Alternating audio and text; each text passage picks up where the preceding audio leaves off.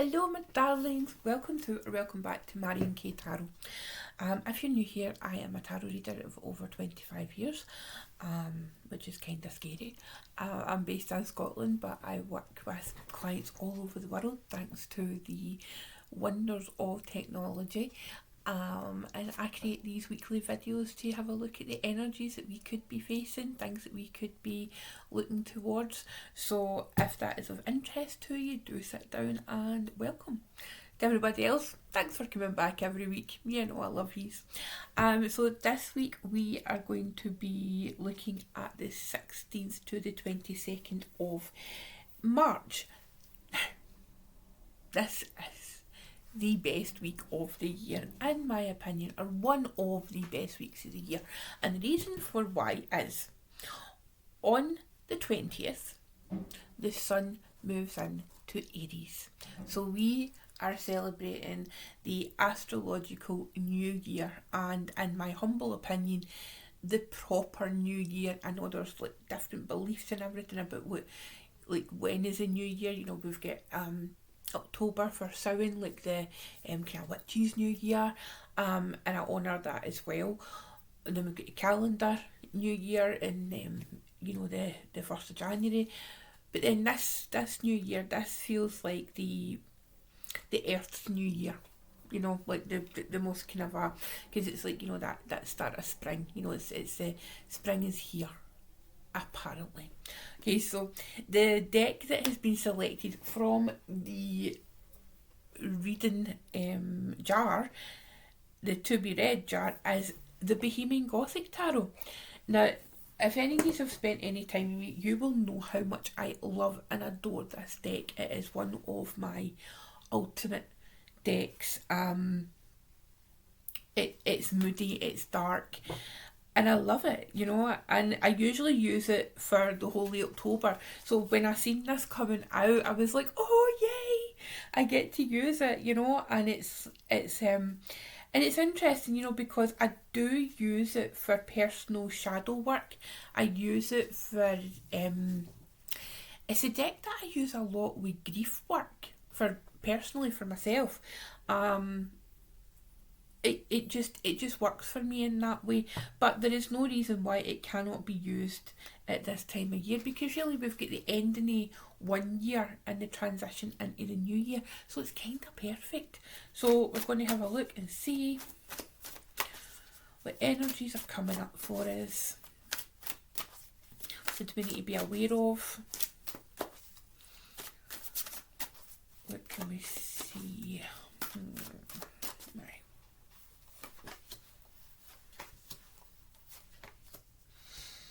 Okay, so the card at the bottom of the deck is the Ace of Wands. Now that speaks perfectly for this you know, is going into Aries season, but it also works well for us, you know, this culmination of the year, you know, like these last few days of Pisces season, you know, and we're saying goodbye to the planets that have been in Pisces, you know, and they're then moving on to Aries. The vast majority have already moved. We're just waiting on Mercury, once it comes out, it's retrograde. And I think with the Ace of Wands, it's that spark of desire. It's that spark of what sets your soul on fire. That's how I see the Ace of Wands. You know, it's almost like that strike me a match, and thinking to ourselves, right, what is it you want? You know, it's like, here's this new year, and let's put to one side the fact that it feels like the world is going to shit. We realise it is dismantling, okay? We accept that it is dismantling and it is incredibly difficult, but each year will find our way through that.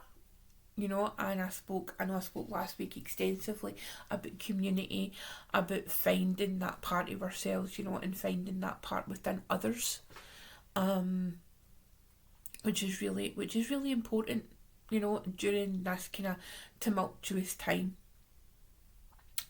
But this Ace of Wands here, the energy for the bottom of the deck, and you know, the energy that's coming through, you know, this is for grounding energy, for base core energy. and it's very individual. You know, it's individual. It's what do we want to get out of life? What is it? What's your story? You know, what do you want your life to be? You know, here's an opportunity. Ask. You know, it's like there's so many people who don't ask, who sit and wonder, oh, what if, what if? But the Asa wants here is this potential. Okay, so we have the potential of the idea coming in the ace, and then we use the two of wands to bring that more forward. But the ace is the initial idea. It's the plant, you know, it's the very beginning of things where if you have had this idea, and maybe you've not had an idea, maybe you've just had a feeling, you know, maybe there's just something, you know, you're like, I need my passion and something rekindled. And this ace is coming up here and it's saying, right, here you go. There's a spark. There's a spark of the idea. There's a spark of the relationship. You know, it's like, say for instance, let's talk about that for a minute. You know, it's like maybe you meet somebody and you think, we had really good energy. You know, there was that spark. But if you don't do anything after that, if you don't like maybe contact the person, you know, and this doesn't necessarily need to be romantic, you know, this could be like a business thing, or just like a friend, you know, maybe you just meet somebody and you think, oh, they'd be a really nice friend, I'd like to get to know them better, in a non-creepy way, obviously. But you know, like, reach out, you know, can you follow them on social media, you know, can you swap emails, etc, etc, and just see where that goes. But if you don't, then it'll always just be that spark, you know. So that was a wee tangent I went down in a way with that. So what have we got in our main spread? Okay, we have got the moon, we have got the 8 of wands, and we have got the 5 of swords. Okay, so it's a bit of a mixed bag, you know. I mean, we have it feels very much like the moon is shining a light on something. Okay, now traditionally you could talk about saying the moon is a bit of a kind of shifty card, you know. It's a wee bit of it kind of plays into that, is there something being hidden, you know, what is in the dark, if you like, you know, because it's like the moonlight, when the moon is out, it only illuminates what the moon's pointing at, you know, there's loads of shadows, so it could be that. But what it feels like to me this week is it's a culmination of saying goodbye to what has been, okay, and having that very straight, like, spotlight showing you that here's the way forward, you know. It's like follow the moonlight, you know. And it's that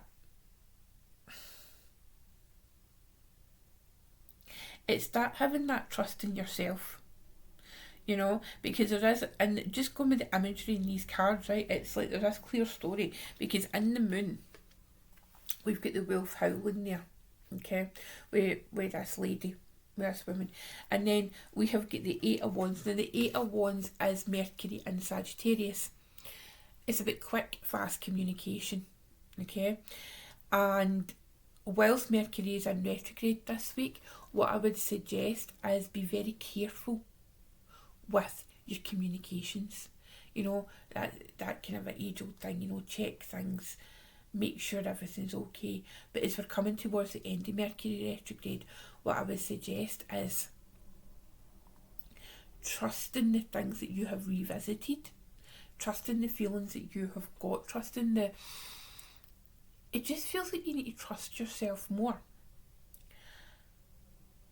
Because whilst the wolf here is all very calm, you know, and it's like it's howling, you know, and it looks quite peaceful, you know, it looks quite nice, But if you don't, it feels like if you don't check your communications, then what could happen is the wolf goes a bit scatty. Alright? We don't know what that wolf's intentions are. So, I mean, is this the same lady? I don't know. Is this the same wolf? I don't know. But we've got this Five of Swords, so it feels like this mental, psychological battle that's taking place, you know. So it could be, you know, we're questioning ourselves, right? We're starting here being very relatively peaceful. Okay, we've got relative calm here, but there is somebody there that looks as if they're crying, and then it ends with this. Now, is this a good decision, or has this been a challenging decision? Has this been a decision that's right for the lady, right for the wolf? What's happening? Is there a confession happening here? You know, who does the wolf represent in your life? Let's ask that question, you know. And it's like, is the communication that's taking place with the Eight of Wands? You know, Eight of Wands, again, we're talking about Wands energy.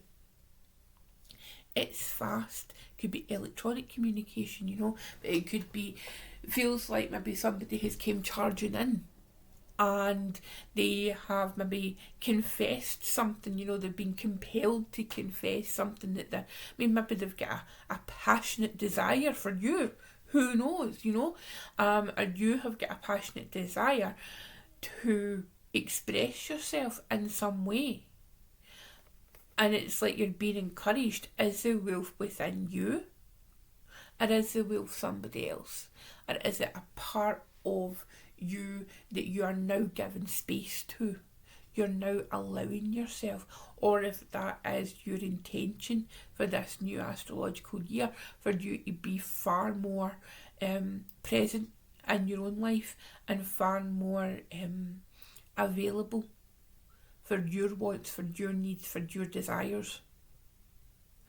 So what I would say for this week, you know, it's like, celebrate yourself. Be as single-minded as you can. But know that it is for your own good. You know, it might be that you just need to shed things away. Things just need to go, because in order for you to succeed, there has to be room made in your life for that success to root and take place. Okay, that's what I feel like. So be aware this week. There is potential pitfalls, but there's always pitfalls. You know, it's like that's where discernment comes in. I'm feeling optimistic for people. Maybe it's just because I love Aries season. I don't know. I have no idea. I don't know. But go forth, enjoy yourself, because it's like, have a wee bit of frivolity. You know, it's like that line, like that song, like Dancing in the Moonlight. You know, just have some fun. Have some fun with it. Now, we're going to get an oracle card here for the Grief Journey Oracle. Let's see.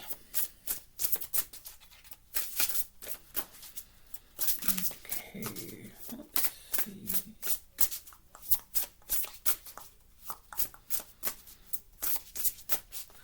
Right, okay, so apt. We have got transition. So the transition card is literally, you know, going from one state to another state. That was why we chose to have a chameleon in the image of the card. And it is literally, this week is a week of transition astrologically. We are moving from the very emotional, very compassionate, psychic energy of Pisces season to Aries season. You know, Aries season is the beginning. We're going for like the maturation of the zodiacal wheel to the very beginning again. You know, so it's like everything's rebirth, you know, we're transitioning that energy. We're taking the wisdom that we have learned and we are transmuting that, or transitioning that into what we are wanting to do for this upcoming astrological year. Now maybe some of you are wanting to do a decking walk.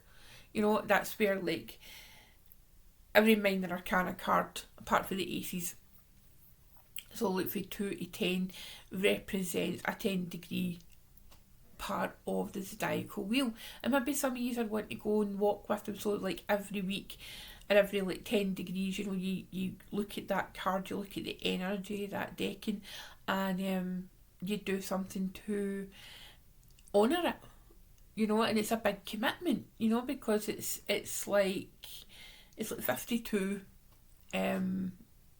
different cards, you know. Sorry, it's 36 cards. Oh, Marion. Sometimes 36 cards. Happy Mercury retrograde, folks. So 36 cards, you know, and it's a long journey, you know. It's a big commitment, and even if you start it and you don't finish it, then that doesn't matter, you know. There's plenty of information on the deckings online. There's some books I would recommend. T. Susan Chang, definitely her books would be great.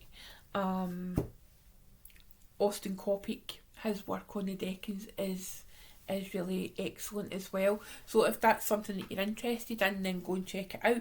But what I would say is, you know, honour that transitional period that you've got. You know, your emotions might be all kind of up and down, you know, because you're going for that softer water energy into the fiery individualism of Aries.